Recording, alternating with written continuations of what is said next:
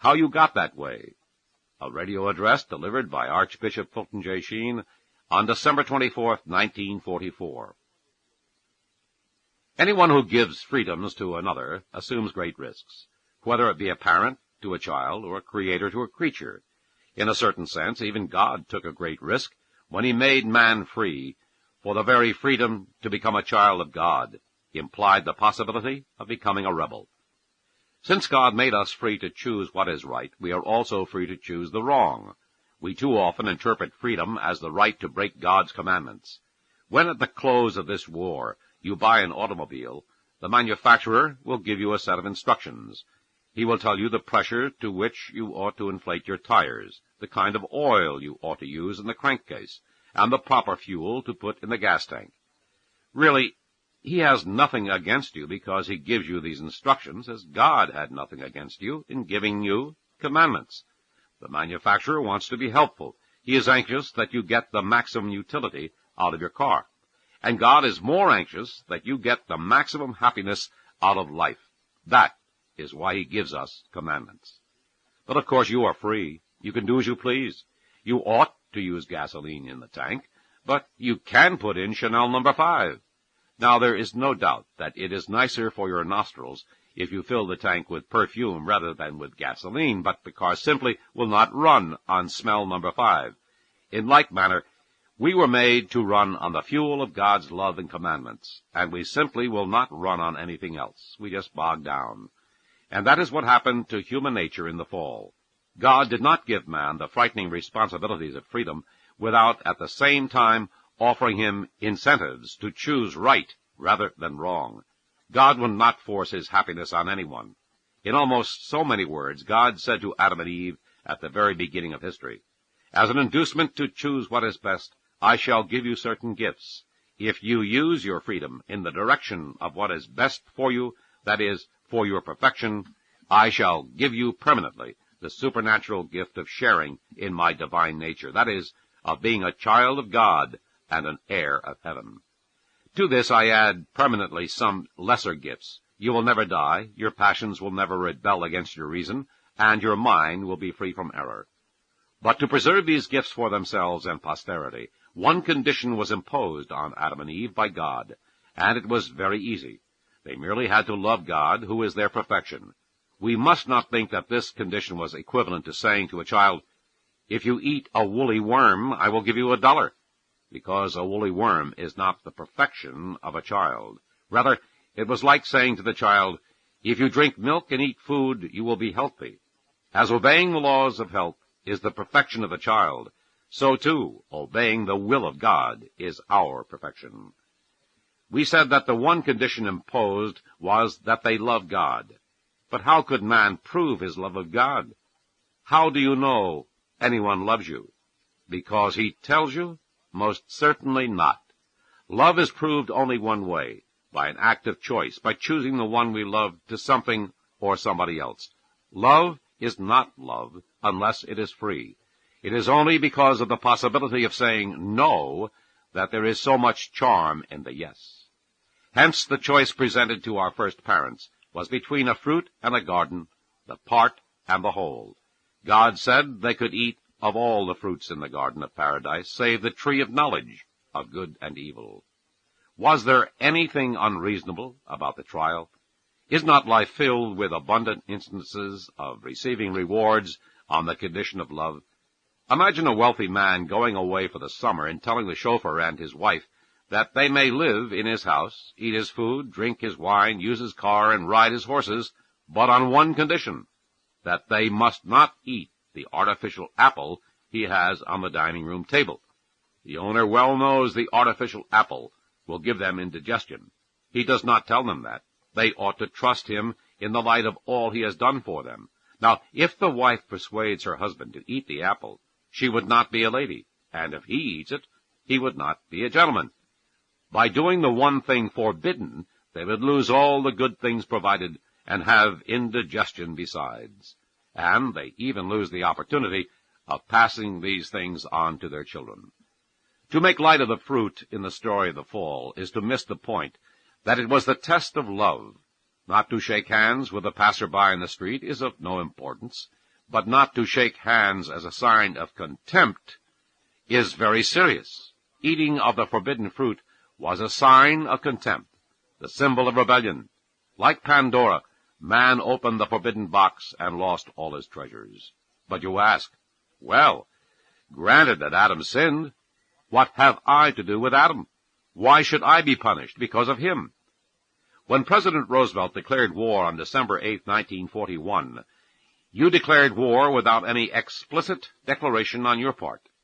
What the chief of the nation did, we did. Now Adam is the head of the human race. What he did, we did. Through one man, sin entered the world. But you say, it was very unjust of God to deprive me of friendship with him and these other gifts simply because Adam sinned.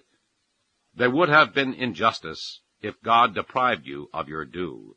But you are no more entitled to be a child of God than the razor has a right to bloom, or a rose has the right to bark, or a dog has the right to quote Dante. What Adam lost was gifts, not a right. On Christmas Day, when you distribute gifts to your friends, would I have a right to say to you, why do you not give me a gift? You answer, I am not doing you an injustice, because I owe you nothing. I am not even obliged to give these gifts to my friends. And if I had not given them gifts, I would not have deprived them of anything I owed them. So neither did God owe us anything beyond our nature as a creature of his handiwork. But the loss of the supernatural gift of being a child of God weakened our will and darkened our intellect without corrupting our nature. The fall disorganized our normal human faculties, making us just as we are now, with a bias toward evil, with a will reluctant to do good, with a tendency to rationalize evil. But each of us is still human, not a depraved human, totally corrupt, as those who ridicule the doctrine of the fall say, but still a person capable of becoming what each once was. The disorder in us is like getting dirt in our eye. We still have the eye as an organ of sight, but it sees through tears. It is right here that Christianity begins. In all other religions you have to be good to come to God. In Christianity you do not. Because there is evil in the world, we need God. Christianity begins with the recognition that there is something in your life and in the world that ought not to be, that need not be, and that could be otherwise were it not for evil choices. If you are ever to be good, you must first believe you are bad. If you know that you could be better than you are, if you feel like the master painting of a great artist that has become somewhat defaced and stained, if you know that though you are too good for the rubbish heap, you are nevertheless too spoiled to hang in the Metropolitan Gallery, if you know that you cannot restore yourself to your pristine beauty, if you know that no one could restore you better than the divine artist who made you, then you have already taken the first step toward peace. The divine artist did come to restore the original, and he came on Christmas Day. Such is the meaning of Christmas. The Son of God became man, that man might become the adopted Son of God. This is Christmas Eve. Kind of sad, isn't it? Fathers, are not your sons away because there is something wrong with the world? Then maybe God is out of his heaven because there is something wrong with man. That star blazing in Bethlehem's sky is the Heavenly Father's service flag. His Son, too, has gone to war. Mothers, you shrink in terror and fear from what might happen to your boy amidst whistling steel and whining shells. Then understand how another mother drew a babe to her breast in fear of the thundering hoofs and drawn swords of those who would take away his life before he had scarcely begun to live. Sons and daughters in the service, to conquer you must first make a landing in enemy territory. That was Bethlehem, God's beachhead in a land of sin, and how we must fight to keep it. Ye dead on the far-thrown battlefields of the war, ye died that others might live. You were the human expendables. This babe is the divine expendable, who came not to live but to die, that we might die to sin and live to love. But you ask, how find Christmas peace in a world at war? You cannot find peace on the outside, but you can find peace on the inside, by letting God do to your soul what Mary let him do to her body, namely, let Christ be formed in you. As she cooked the meals in her Nazarene home, as she nursed her aged cousin, as she drew water at the well, as she prepared the meals of the village carpenter, as she knitted the seamless garment, as she kneaded the dough and swept the floor, she was conscious that Christ was in her, that she was a living ciborium, a monstrance of the divine Eucharist, a gate of heaven through which a Creator would peer upon creation, a tower of ivory up whose chaste body he was to climb, to kiss upon her lips a mystic rose. As he was physically formed in her, so he wills to be spiritually formed in you. If you knew he was seeing through your eyes, you would see in every fellow man a child of God. If you knew that he worked through your hands that would bless all the day through, if you knew he spoke through your lips, then your speech, like Peter's, would betray that you had been with the Galilean. If you knew that he wants to use your mind, your will, your fingers, and your heart, how different you would be. If half the world did this, there would be no war. Why not resolve this year to spend an hour a day in his presence? Do not stay away because you are wicked. Remember that babe did not come to earth because you are good, but because you are not. He did not come because there was peace, but because there was none. Children are so unsuspecting. Taking candy away from a baby is easy, but not as easy as taking happiness from that child. Let not your unworthiness keep you back.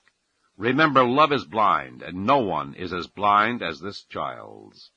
Otherwise, how could he love you and me? He does love us, and that is enough to make us very happy. That is what I mean when, from a devoted heart, I say, Merry Christmas, friends. The human nature of our blessed Lord was unlimited. It was almost as if, for example, we had a playground in which there were no fences or walls. Then all children could come into this playground. Now, the human nature of Christ, simply because it was not capped, it was not limited or confined by a human personality, could embrace within itself all the human natures of the world. In other words, that human nature of Christ represented, to a great extent, the human nature of every single person that has ever lived. You read his genealogy in the Gospel of Matthew, and in the genealogy of Luke, you will find saints, but you will also find sinners. There was a bar sinister in his escutcheon. We find Gentile women like Ruth, find a public sinner like Rahab. And these were typical of the humanity that Christ assumed into himself when he became incarnate, but also every single human being that would ever be born until the end of time was incorporated into this humanity.